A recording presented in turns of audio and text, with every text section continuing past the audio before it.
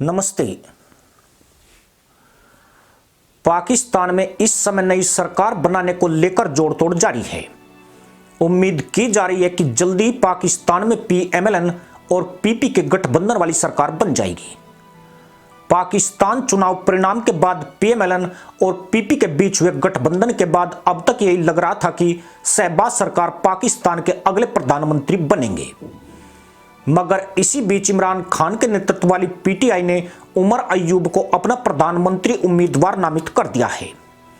पर पाकिस्तान में इस समय सरकार बनाने से बड़ी चुनौती सरकार चलाने को माना जा रहा है, क्योंकि देश एक भारी आर्थिक संकट से जूझ रहा है।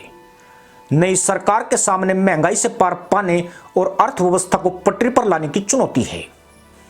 पाकिस्तान के लिए आर्थिक संकट और ज्यादा गहराने की आशंका जताई है। पाकिस्तान के नए प्रधानमंत्री को कांटों भरा ताज पहनना पड़ेगा। इससे उनके सिर में कांटे चुभेंगे तो जरूर, लेकिन वे चिल्ला नहीं पाएंगे। ऐसा इसलिए होगा क्योंकि गठबंधन सरकार में कठोर आर्थिक सुधार को लागू करना किसी भी प्रधानमंत्री के लिए आसान नहीं होगा। पाकिस्तान की निगाहें अंतर्राष्ट्रीय मुद्रा कोष की तरफ है। आईएमएफ से पाकिस्तान को मदद मिली है, लेकिन सवाल है कि क्या यह पर्याप्त होगी। पाकिस्तान पहले से ही आर्थिक संकट में है। घटते विदेशी मुद्रा भंडार के कारण 2 महीनों में $1 अरब के बॉन्ड भुगतान के कारण उस पर और दबाव बढ़ेगा। आईएमएफ की ओर से पाकिस्तान को $3 अरब की मदद का कार्यक्रम अगले महीने खत्म हो रहा है। नई सरकार के सामने एक नया और बड़ा कार्यक्रम हासिल करना प्राथमिकता के रूप में देखा जा रहा है। पाकिस्तान में बीते साल अगस्त से कार्यवाहक सरकार आईएमएफ ऋण कार्यक्रम लागू कर रही है। जुलाई में इस कर्ज को मंजूरी मिली थी, जिसने पाकिस्तान को ऋण डिफॉल्ट होने से बचने में मदद की। अब पाकिस्तान में एक नई सरकार जल्दी वजूद में आने जा रही है, तो उसके सामने भी ये चुनौती है। पाकिस्तान का विदेशी मुद्रा भंडार लगभग $8 अरब है, जो बेमुश्किल 2 महीने के आयात को ही कवर करता है। हालांकि यह 1 साल पहले के मुकाबले बेहतर है। 1 साल पहले यह $3 अरब 10 करोड़ ही रह गया था। 2 महीने के समय में $1 अरब का बॉन्ड भुगतान पाकिस्तान को भरना है, जो विदेशी मुद्रा भंडार को और कम कर देगा। इस सब में आईएमएफ से मंजूर $700 मिलियन की राशि बड़ी राहत का काम कर रही है, लेकिन यह नाकाफी है।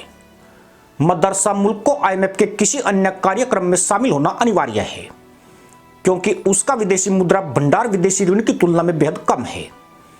पाकिस्तान का ऋण से जीडीपी अनुपात पहले से ही 70% से ऊपर है। आईएमएफ और क्रेडिट रेटिंग एजेंसियों का अनुमान है कि इस ऋण पर ब्याज भुगतान में इस साल सरकार के राजस्व का 50 से 60% हिस्सा चला जाएगा। यह दुनिया की किसी भी बड़ी अर्थव्यवस्था का सबसे खराब अनुपात है। पर बड़ी समस्या मुख्य रूप से घरेलू ऋण है, जिसमें लगभग 60% ऋण स्टॉक और 85% ब्याज का बोझ शामिल है। पाकिस्तान का विदेशी ऋण स्टॉक भी द्विपक्षीय और बहुपक्षीय ऋणदाताओं की ओर भारी रूप से झुका हुआ है, जो लगभग 85% है। बॉन्डेड कर्ज में बारीक कर्ज स्टॉक का केवल 8% और कुल सार्वजनिक ऋण का 3.4% शामिल है। यह चीन के कुल कर्ज का लगभग 13% है, जिसने बुनियादी ढांचे की परियोजनाओं और अन्य प्रकार के खर्चों के लिए पाकिस्तान को पैसा उधार दिया है।